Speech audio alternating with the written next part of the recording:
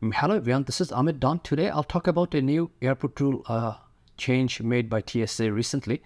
So I was checking some online forums and I found out that TSA no longer approves taking a double-edged safety razor on a flight.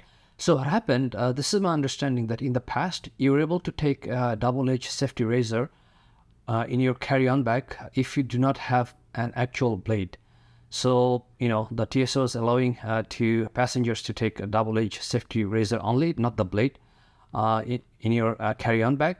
But recently there was a change made and they're not allowing any double-edged safety razors, even if you do not have any blades in the carry-on bag. And I have heard also that, they're confiscating the razors if you are try to, or if you attempt to take them with you. So before your next trip, just make sure that you don't take any double-edged safety razors, even if you do not have any blades with you. So there's a good chance that it's going to be confiscated by TSA in the US airports.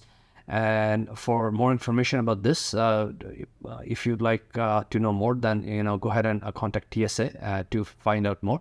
But I have a good reason to believe that they're no longer allowing double-edged safety razors in carry-on bags in the US airports.